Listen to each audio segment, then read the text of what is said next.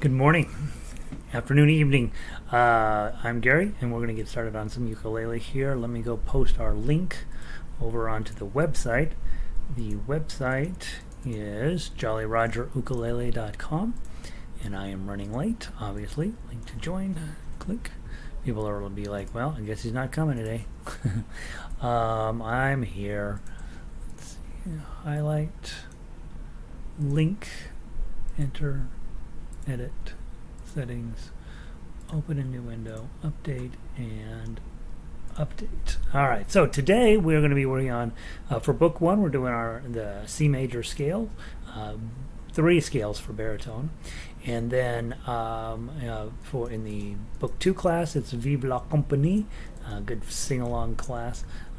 Oops. And then in book 3, we have 2 arpeggios we're working on. So, or 1 arpeggio for 2 different instruments. So that's what we're doing today. I'll wait just a second while everybody gets loaded in here. While I'm there doing that, I'm going to go grab Twitter and post our link on here.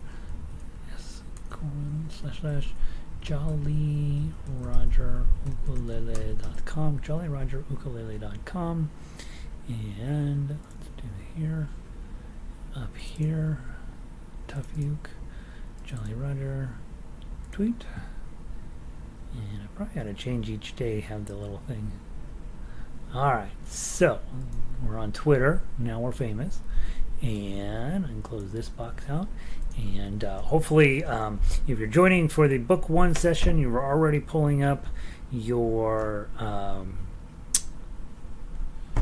scales, and we'll be doing those in and these are sort of specific, so the ukulele one looks like one thing and the baritone one looks different, so let's grab it for ukulele first. Ukulele scales, I don't remember what I called this, but ukulele scales. And what's the other one called? Baritone? Major scales baritone. All right, let me go find that one, and then we'll be ready to roll.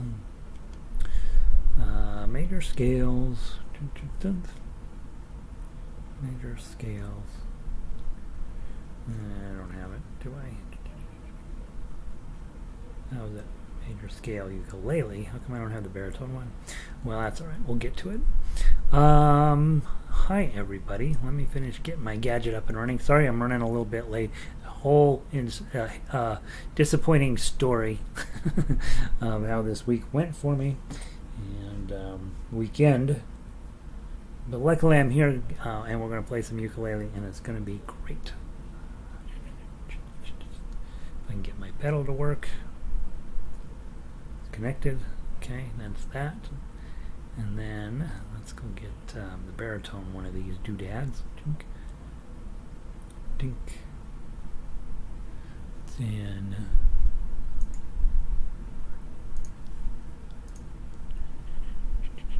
handouts. Okay, that's what I thought.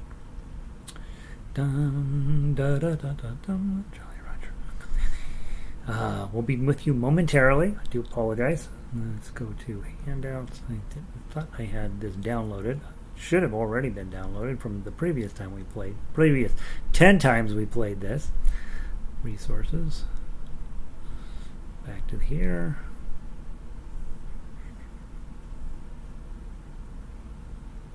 Major scales baritone. There it is. Alright. Download. Okay. It says overwrite. So apparently it really is already downloaded. Of course. I don't know why I didn't see it, but I didn't. Get out of here. Out of here. Go back to storage. Back out. Back in. Ukulele. Resources. Major scales baritone. There it is, of course. All right, I'm ready finally. Let's see who logged in. Christina's here. Oh, red. Let's give you how about a light bulb? Oh wait, we already did a light bulb. Here's the drum. All right. Red's in the house. Michelle is in. Sound is good. Beautiful, sunny up in Rockaway. That's the way we like it. Ronnie down in New Mexico, sunny and 98. That's a good day. Thank God for air conditioning. I will tell you the whole air conditioning story of the Lanai condominiums over the weekend. Linda is in. Dreary days up in Vancouver, 63. You got to have a few of those, Linda. Otherwise, we're going to think you're cheating.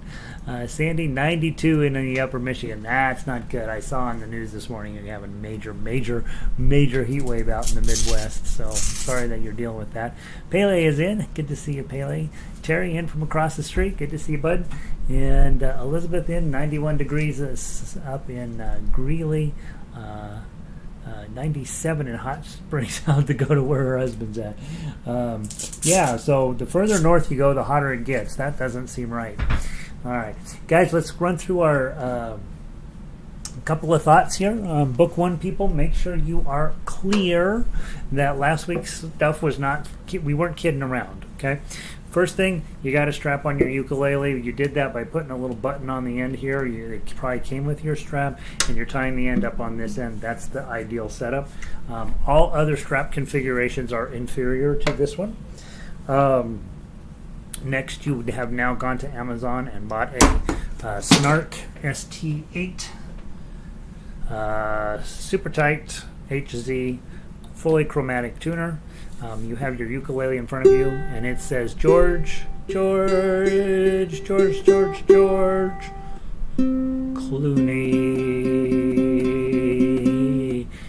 eats apples. On the tuning page, it also shows you how to double check it. So if you don't have a tuner with you, you would hold this string down at the first top string, second fret. Sounds pretty close to the same as the bottom one. On ukulele, I like to have these just a tiny bit off, so that when you do your outer picking, there's just a hint of a difference. Fourth fret of the third string sounds the same as the string below it. And then your fifth fret of your second string sounds the same as the bottom string.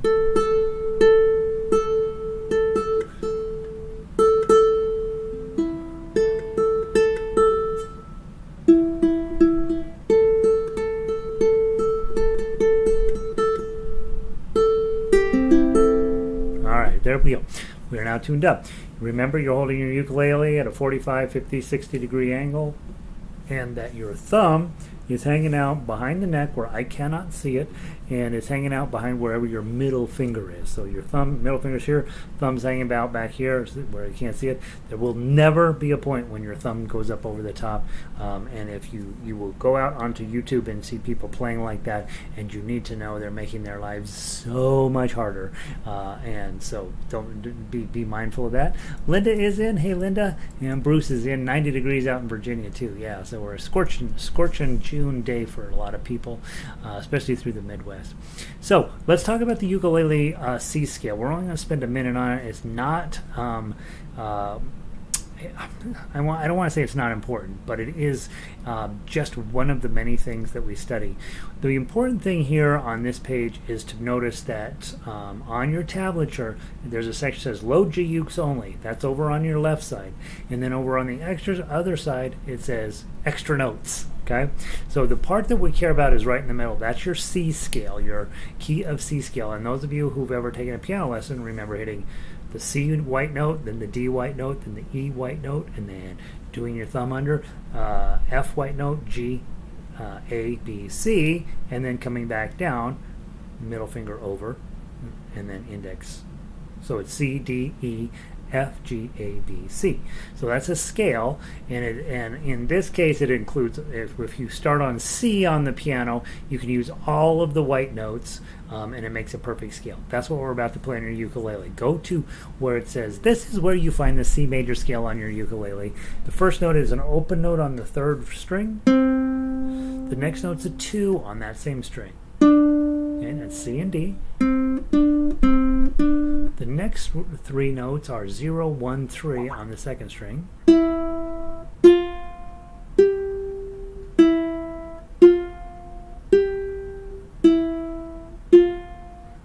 Okay, that's your E, F, and G, and then your final notes are O, 2, 3 on the first string.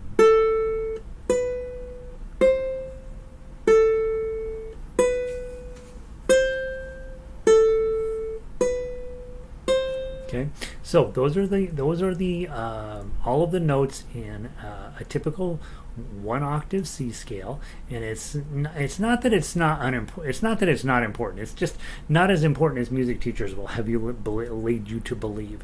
But what I want you to be able to do is to be able to read those notes and have your fingers dance magically over the keyboard fretboard in this case. Let's do it all the way from the bottom to the top. 1, 2, ready, play. O, 2, O, 1, 3, O, 2, 3. Isn't that simple? Okay.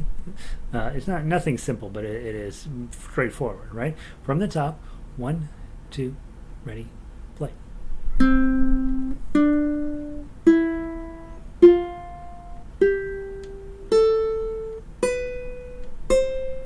More time.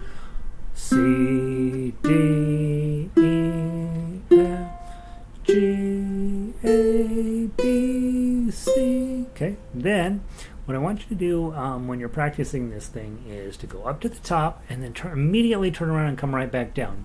So when you hit that high C, don't hit it twice, just hit it once, and then immediately come back down the note. So then you'd hit a 2 on the first string for the B, then a 0 to 4 on the first string for an A, 3 on the second string is a G, 1 on the second string is an F, open second string is an E, middle finger on 2 for the third string, that's a D, and then finally a C, open third string. Okay, so let's do it all the way up and all the way back. Don't hit the top note twice. 1, 2, 3, 4.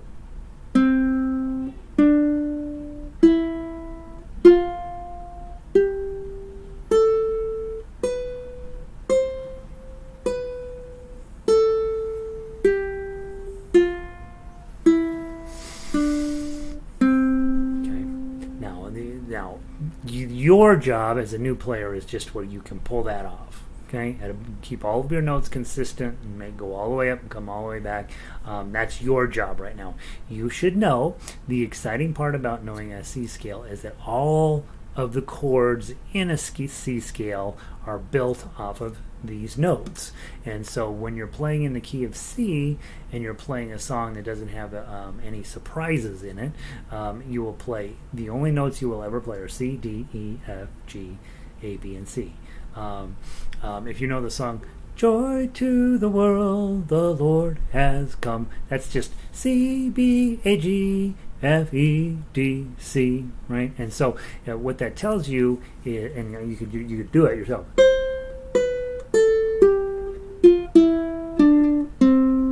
So somebody whoever wrote that song was like, I'll just make that a song. And all of the notes in there, and then the chords also come from those notes. So if you take every other note starting at C, E, and G, well, that's a C chord. You take every other note starting at D, F, and A, that's a D minor chord. E, G, B is an E minor. FAC is F, and so on. So if you take every other note, that's where the chords come from. So it's kind of cool. Important takeaways from this are: 1, you're going to use your index finger if it says a 1, you're going to use your middle finger if it says a 2, and if it says 3, you're going to use your ring finger.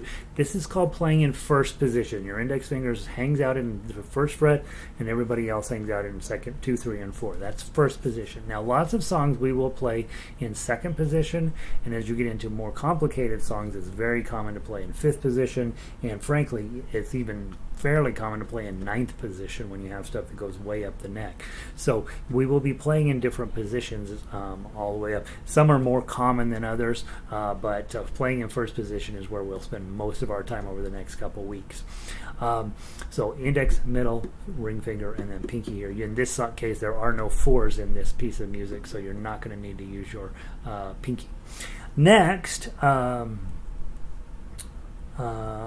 Scales are a way to warm up. That's what they tell us. I am hesitant to believe that scales do the magical things that music teachers say it does, because I've been doing scales a long time and I'm not magical yet, so I don't necessarily know if they're telling me the truth. The other thing here at the bottom is where all the notes are on your fretboard, and notice you have some notes that are missing there, like A, between A and B. There's a fret here to hang out. Well, sometimes it's an A sharp and sometimes it's a B flat. So I didn't put in the sharps and flats, but just note between every single fret has a note, and the sharps and flats can be named two different things. This note here is either C sharp, which it normally is in ukulele playing, but today when I show the book 3 people their arpeggio, it's going to be a D flat. Okay, the same note, two different names. I just gave you the ones with the straightforward names. You don't need to know this stuff. You really don't. And I promise you, when I'm arranging, I'm not thinking about that at all. It's not something that's very helpful in any way. Getting to know certain shapes around the fretboard that create chords, super helpful, but in terms of knowing what the names of every note is, it's just not necessary. All right, so that's the C scale for ukulele. And guys, if you're on ukulele and you're book 1, you can really sneak out of here. But I want, before you go, let's make sure this week that you're playing a song or two out of this every day. I would like to go real quick, before I lose you, to page 12. Okay, and baritone players, grab yours as well. Page 12 has On Top of Spaghetti on it. And here's what, on Friday, for sure, or I was going to play last Friday, we ran out of time. Grab your A chord, on top of and then your D chord, spaghetti, all covered in A chord, G. I lost my E7, poor meatball, A chord, when somebody sneezed. It rolled off the D chord, table, and onto the floor, and then my poor meatball rolled right out the A chord door. It rolled down the D chord gutter and under a chord bush, and now my poor E7 meatball is nothing but A chord mush. The rains came in, D chord, soaked it as wet as can, A chord, B, and early next summer it grew to a chord tree. The tree was all D chord, covered with beautiful A chord moss.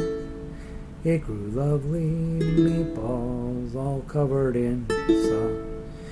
If you eat spaghetti, all covered in cheese, hang on to your meatball and don't ever sneeze. So it's a song of hope, right? When we sneeze and the meatball goes rolling out the door, things seem very dismal. But as the day goes on, we find, as the year goes on, it turns into a spaghetti tree, which can't be bad, and so it's actually a positive thing. So the conclusion, if you eat spaghetti all covered in cheese, hang on to your meatball and don't ever sneeze, that's the wrong conclusion to reach in such an optimistic song. You should want your meatball to roll down the street. Big takeaway here is, you notice I was just doing one strum per chord. On top of spaghetti, all covered in cheese, I lost my poor meatball when somebody sneezed. Now you want to go at your leisure, increase the number of strums.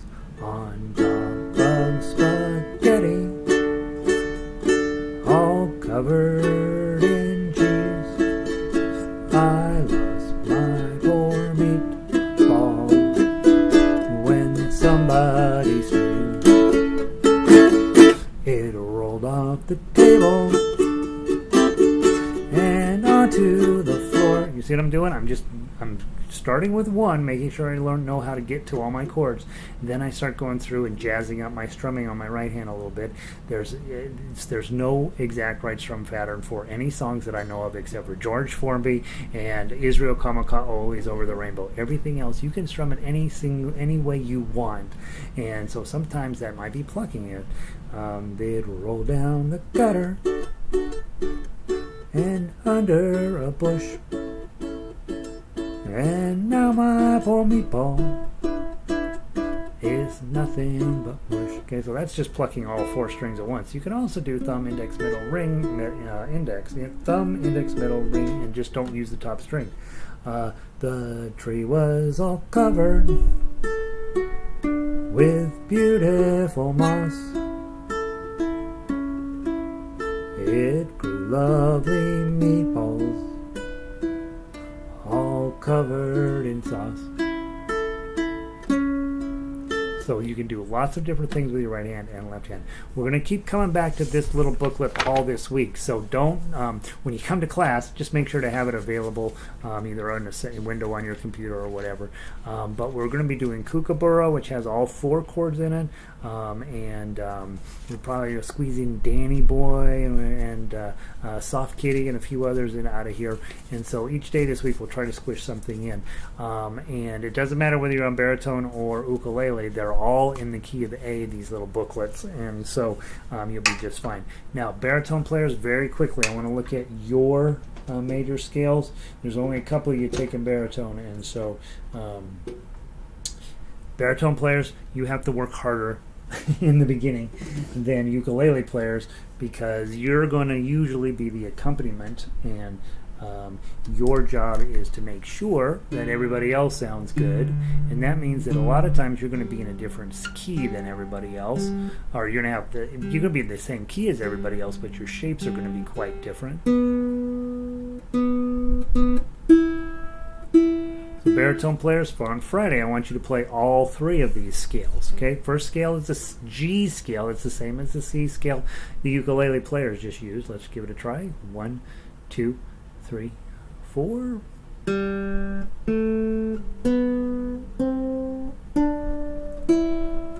around and come back down.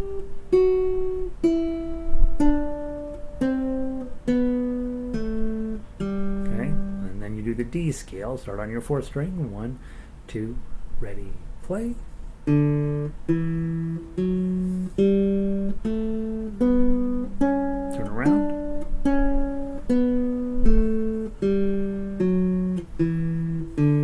On that scale, when you see the 4s, make sure you're using your pinky. And then finally, the key of C scale, you start with the 1 on your 2nd fret, and you're going to go way up the fretboard. Notice when you hit that 5, your index finger is going to be on 5. Okay, so you're going to see a 5 coming up, and you're like, oh gosh, your 5 is going to jump up, ring finger on 7, and pinky on 8. Let's give it a try. 1, 2, 3, 4.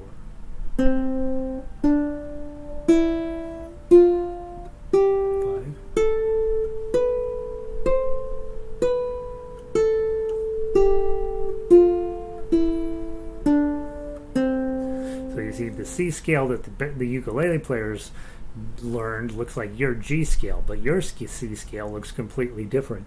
And so on baritones, you really do. Part of the reason to give you extra scales is you have a little bit more horsepower when it comes to scales, because you have this low string rather than the ukulele's high string, and that gives you easy access to a few more scales than we have on ukulele. So there are your scales. Today, the takeaway from today for book 1 people, you want to be able to play your scale all the way up and all the way back nice and smooth. Okay, work on that today. And then you're also continuing to strum around through this book, because tomorrow we dig into a different key for strumming, and it'll be exciting to say the least. So there we go. That's the end of book 1. Let me say hi to whoever else walked in here. Ron. It's not Ron Howard. It's Rob Howard. Ron Howard's a different guy. Rainy and 72 in East Texas. Sounds like a good day down in East Texas. Fran, hello. In from SoCal. Rita in from Illinois. Warm and drizzly. Well, you'll take the drizzle, right? Linda is in clouds building, but it's nice. And thanks for taps. Yeah. Linda sent me a note this weekend. She says, "Do you have taps?" And I'm like, no, but it won't take but a jiffy to put them together. A pretty straightforward little 8-measure song. So I tossed it together for her. Linda, aloha to you. Diane. Yeah, it's rather warm in Denver. And Patricia Luton is here as well. Guys, let's go grab, what do you call it? Vive La Companie. This is French week for you guys. I've got the baritone in my hand, so you might as well grab the baritone version first. Let's grab the baritone version first. And Um, um, this is what should I put this as? I guess I would say if you are a Boy Scout or a bro, this song might speak to your soul.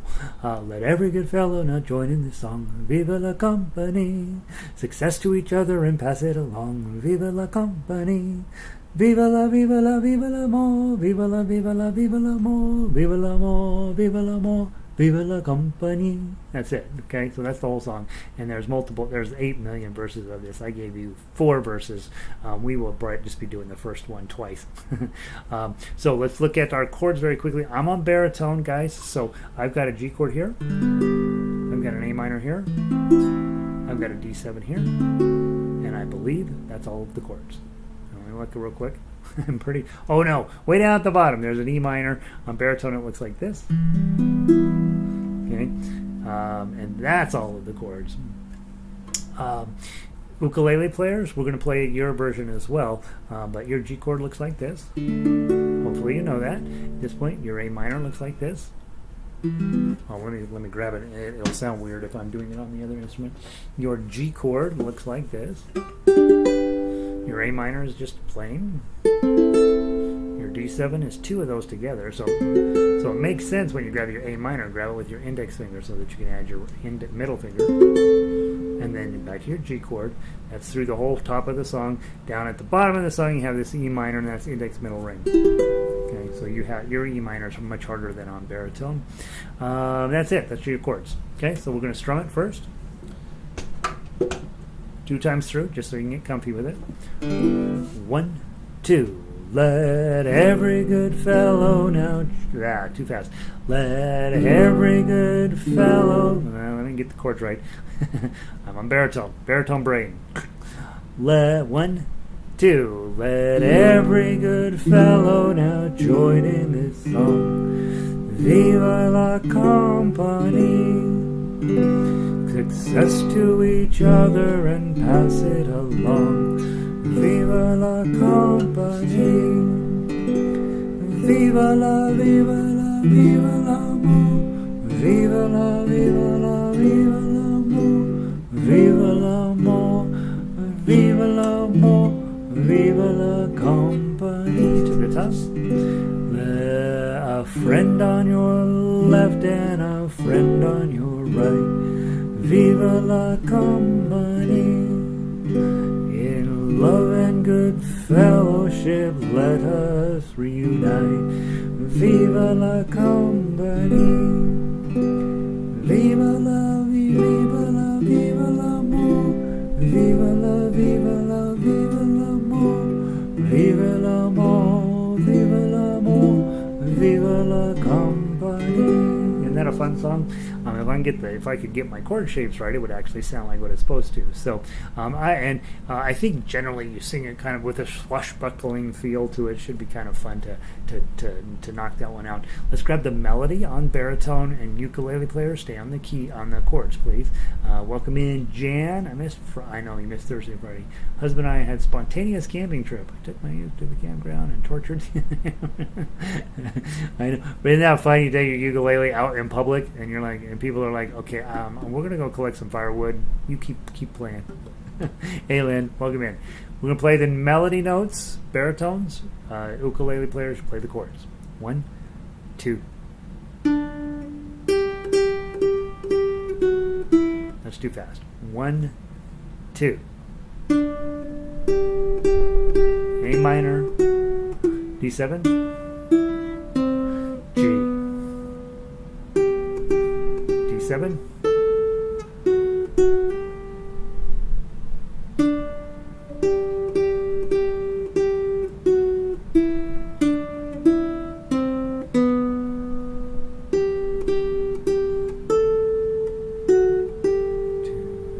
go.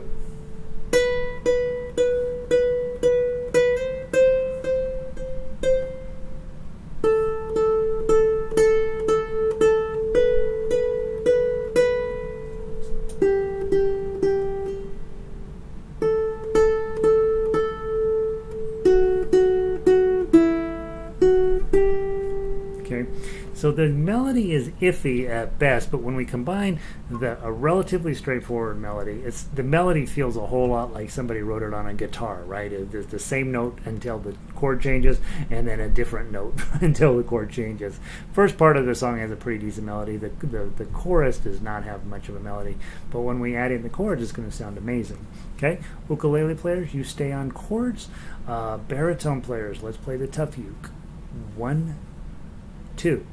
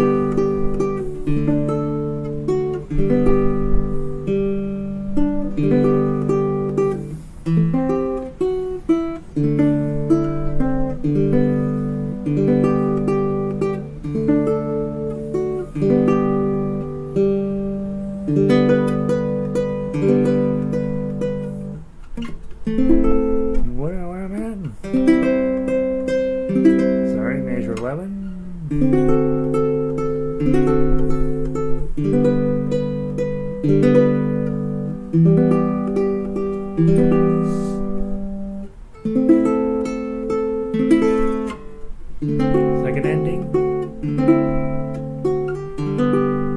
High C. Or high G. Alright. And I've changed it out. I think 0003 is fine. Isn't that lovely? It's really lovely when you add in the chords. Let's do the ukulele version so the baritone players get a chance to play some chords. Close up your baritone version and grab your ukulele version. Vive La Companie Ukulele. Alright, same exact, everything is exactly the same, we're just now in a different key. Baritone players, remember your C chord looks like that. Your D minor, that's this one here, okay. Your G7 is lovely, right there. And then see, those are your only chords in the upper part. Down in the lower part, you have, where's it at? Oh, I didn't paginate this the same. You have an F chord, and baritone players, remember, yours looks like our B flat, probably a full bar here, and then your E shape in front of it, that's your F. And then your A minor, of course, it looks like a ukulele D minor. Okay, so those are your chords there. Let's play through ukulele players. Let's make sure you know your chords. C chord, D minor, G7. Okay, and then down toward the bottom there, you have an F chord, and a G7, and an A minor. Okay, so those are down there. Let's give it a try. Just the chords. I'll do some singing. You know how much I should stop doing the singing. I'm going to do a little bit more here. 1, 2. Let every good fellow. Whoops. Like I forget. There's a chord change right away. Let every good fellow now join in this song. Vive la companie.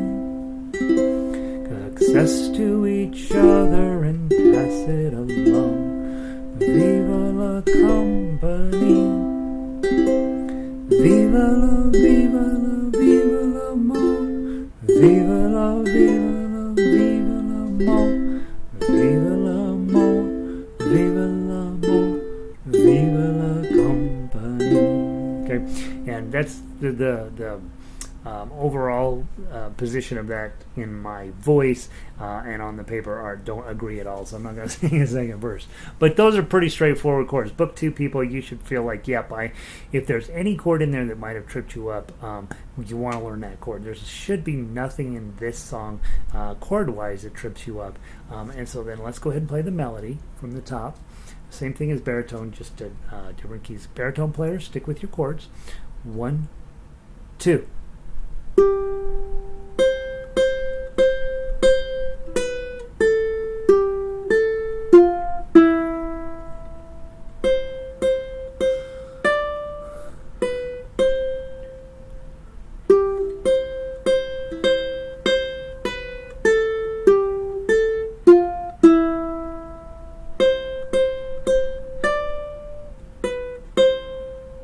Go.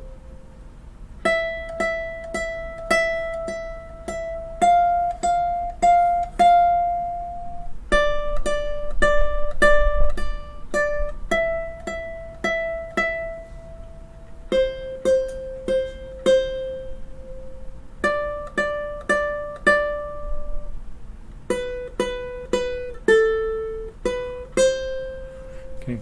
The only thing I'm noticing as I'm going through there is that this is really set up for positional play. That first section there, there's a 1 in there, and it's really just fine to play it in first position because of that stupid F note in the second measure. You're like, that's the only time I got to hit a 1. And, well, I guess you hit it again in 6. You hardly hit the 1 at all. And you only have a couple of 5s, so your pinky can reach those 5s.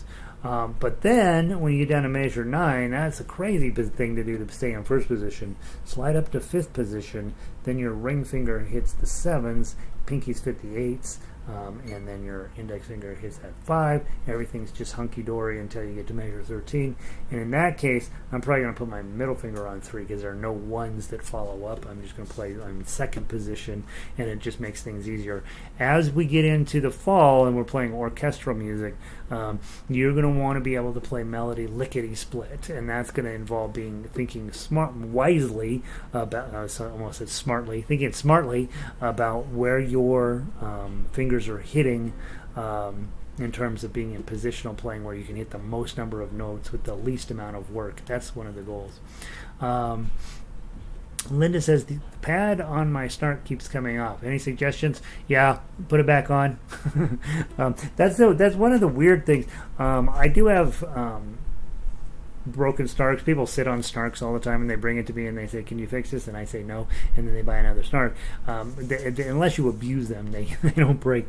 But this little pad does come off. In fact, look at there, this one's missing, right? So yeah, those come off. You got to keep an eye on them. You can try putting a little super glue on there, I think, Linda, or a little, I don't know, rubber glue or something. I don't know what kind of glue you would use, but yeah. That's what she's talking about. There's a little pad that goes supposed to be on here. Mine's not on there. I just use it without the pad. Apparently it's fine. Great question, Linda. Marianne, welcome in. Coming in for the arpeggio. Yeah, and we're going to talk about why there's arpeggios there. All right, let's play the chord melody, peeps. 2 times through. 1, 2.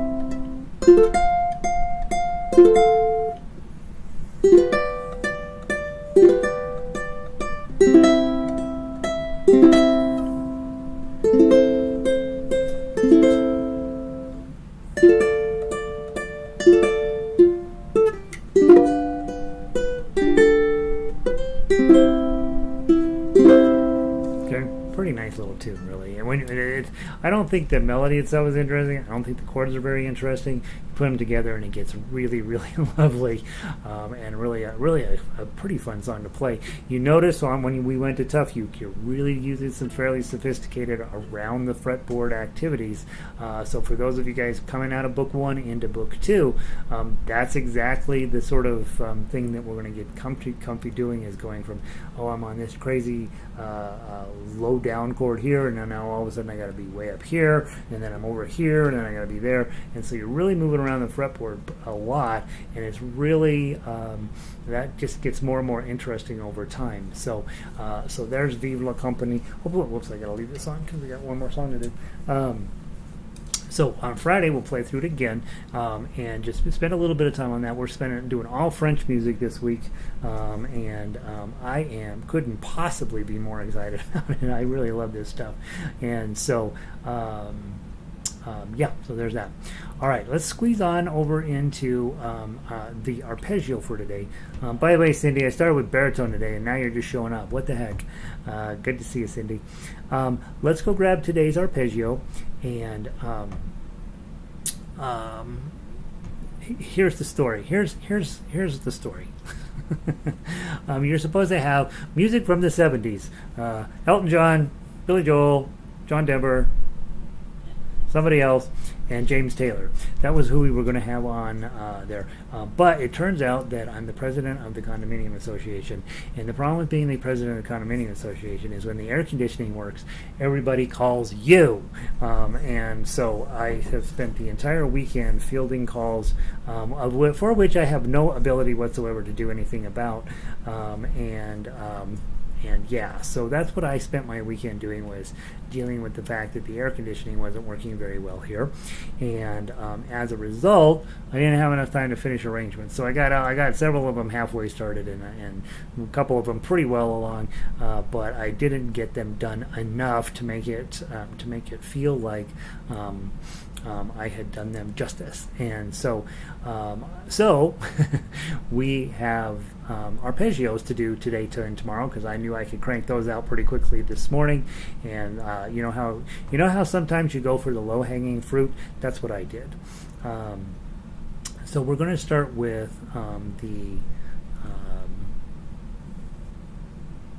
what is it, 140? Is that the number on it? 140 arpeggio D flat major, and there's actually some sort of interesting music theory stuff here to talk about, and so I want you to pull that up and take a look at it, because I think if I can get what I know in my head into your head, I'm going to make your life a little easier as we get into ever more complex music. And so that's what I want to talk about. Firstly, let's go into 140. Where did I put it? Ukulele arpeggiator, patience, 140. Okay, so don't play it yet. Don't play it. Stop playing. Okay. This is a C chord, right? There. Okay. Now, if I slide this up 1, all of a sudden I'm not going to be in tune anymore. So in order to slide this up 1, I've got to bring a bar along with it. So essentially I'm bringing the nut along with it. So if I'm here, my nut is the bar, my pinky is on 3, I'm a C chord. If I slide it up 1, my bar ends up in 1, pinky ends up in 4, and I have a C sharp. Okay? Now, for those of you that have been around a little while, you know this. There's another name for C sharp, and that's D flat. Okay? So if I make a D chord, you know that we can't move that around because this string is open. That's why a lot of times in our songs, going clear back to Amazing Grace, you had a bar on 2, pinky on 5 to make a D chord. And if we slide this back toward the nut by 1, that's how you get your D flat. Okay? So what you're looking at is it's either a C sharp or a D flat. Now, the question is, why is one over the other? In ukulele, we tend to play C sharps because that makes more sense when we're looking down. We're like, oh, that feels right, okay? But in real music, in real life, you hardly, almost never play in C sharp because there are 7 sharps. Every single note is sharped, more or less. And so we tend to play in D flat, which only has 5 flats. If you look at measure 0 up there, there's 5 flats. And when you're at a piano, if you can get away with 5 flats instead of 7 sharps, even though they're the same exact black keys, you're going to play in 5 flats rather than 7 sharps. Just helps keep your brain clean. Okay, so as ukulele players, we're thinking, well, that D flat, that's really just a C sharp. So here's where it's important. Here's what I want to shove this down your throat. If you play in C, what are its main friends? Main friends is an A minor, is an F, and a G7, or a G. Well, we'll use a G in this case. And back to C. So if I go C, A minor, and F, and G, that's what book 1 people are going to work on tomorrow. That exact thing, right? So it goes all the way back to your 4th or 5th lesson in level 1. C, A minor, F, G. And all that stuff's a lot of work. Now we're going to take that C chord and we're going to move it up 1. Blink.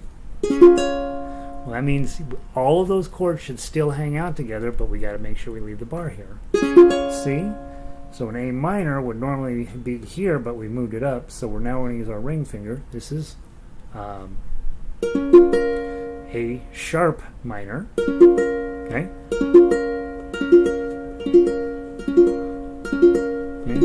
A sharp minor is also known as B flat minor. Okay.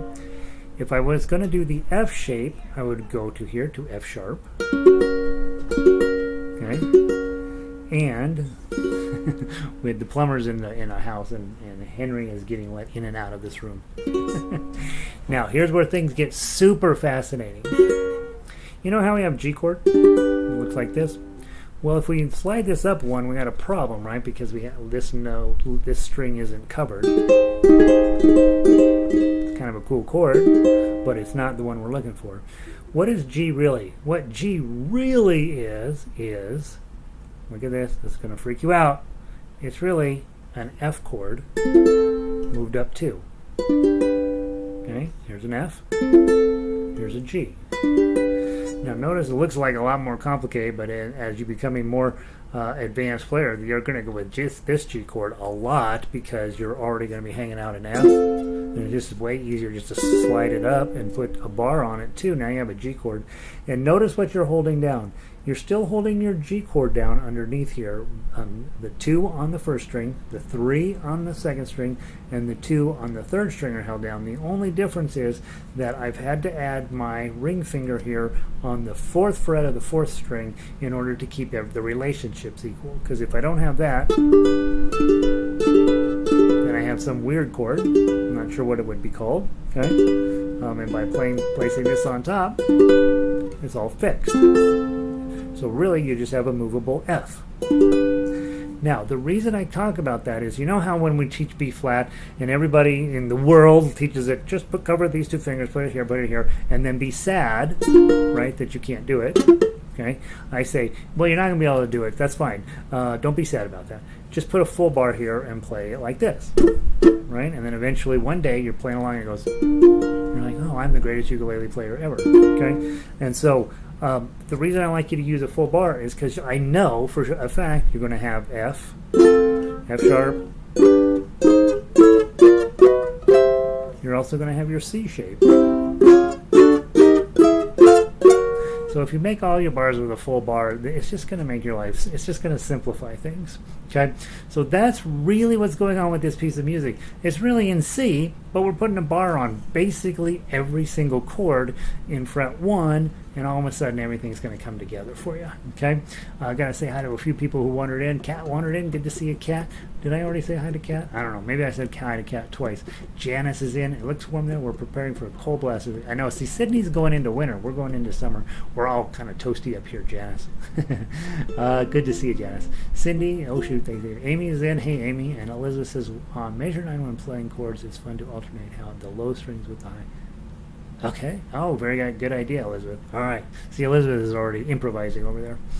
Let's play this arpeggio. The whole thing with the claw, and notice those big carrots there. Those mean louder. Okay. And then look at measure 8. You have a caret with a dot next to it. That means play it loud but short. Okay. And you remember from La Cucaracha, just loosen this up and it stops the sound. From the top. Really slow. It's supposed to be pretty jaunty, but let's play it slow. 1, 2, 3, 4.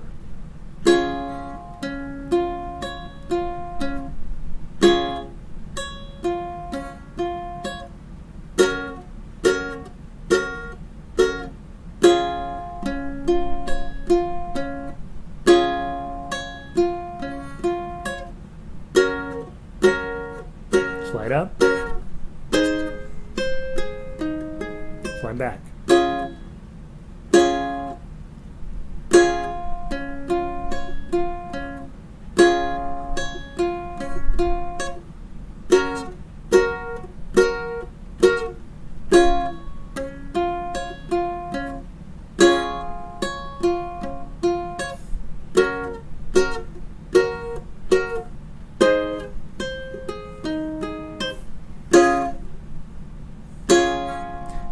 Go to your B minor and notice what's going on with the tablature. If you're reading the standard notation, that's hard to read, right? But you look at the tablature like, oh, well, this is easy.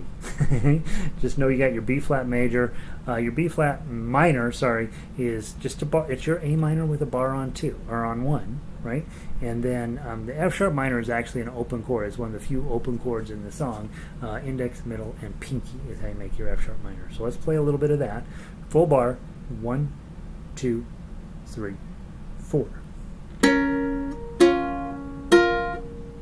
And make sure you're using thumb index, and then index middle, and then middle ring. Okay, it's really set up to play it that way. Do it that way. Ready? Go.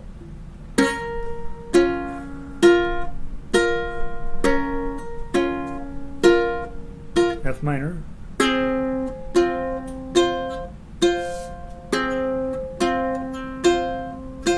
This is not E minor, this is E flat minor. So it's your E minor, slide it back 1, and then you've got to put ring and pinky up here on the top upper strings, and really what you're doing is a D minor up on 1, right? But it's typical when you've only got this 1 just to use your index finger. You can use a full bar, you can use this index. Again, I don't really care, but the key here is it's probably easier to do a full bar, but you'll notice I do 1 down. Okay? The opposite of what I just said. 21, ready, play.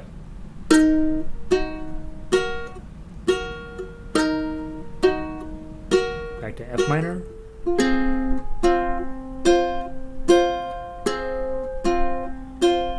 B flat minor.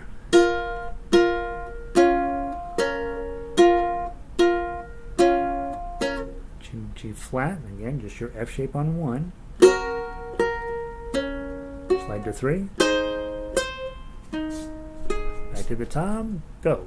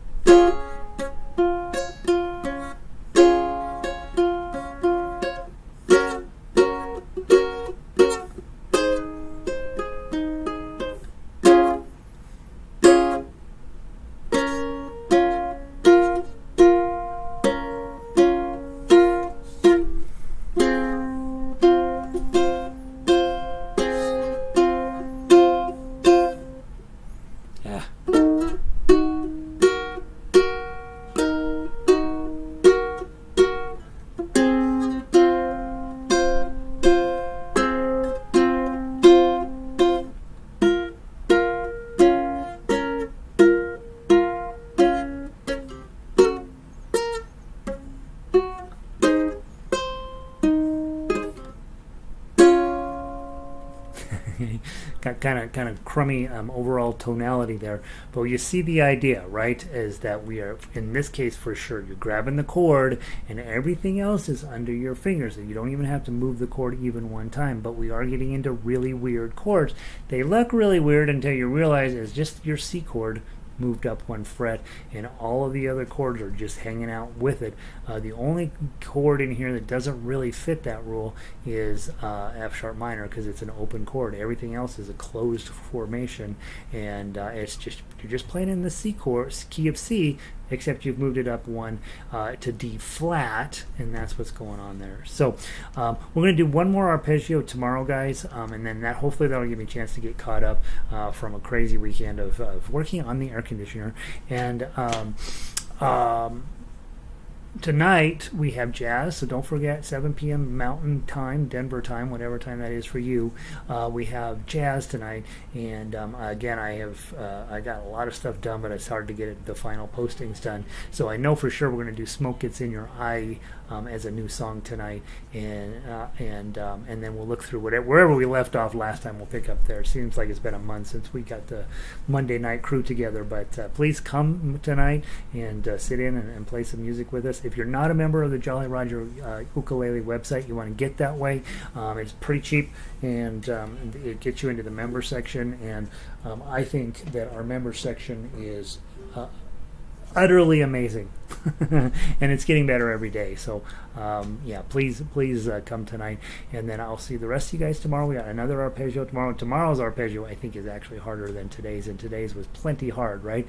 And what you guys are saying is, ouch, yeah, I mean really, you're playing all bar chords now, and that's going to really wear out your hand here. And you heard me, I'm getting kind of crummy tones as well, because I've been, getting my hand is tired, right? So there you go. Hope you're having a wonderful day. Thanks for being here. Just do this at the end of all of your arpeggios and you're good. I will see all y'all tomorrow. If you want to come play with us in the next hour, let me go peek and see. I don't even remember what are we going to play over there. I know we're going to play Kumbaya, and we added, Linda asked for taps, and so I tossed taps into our harmonica pile, and we're also playing Love Me Tender. You guys should come play a little Elvis. Summertime, and the way of living is easy, and then of course this little light of mine, which you guys have played before. So come hang out with me for the next hour. I'm going to pull the plug on this one. Have a wonderful afternoon. Keep playing, and remember what lane you're in. If you're in book 1 and you're trying to play this arpeggio, it's ridiculous, right? Don't do that yet. If you're in book 2 and you're doing a stretch into these arpeggios, that makes a lot of sense. If you're in book 3, I don't really, you're fine. All right, guys, I'll see you tomorrow. Have a great afternoon. Peace.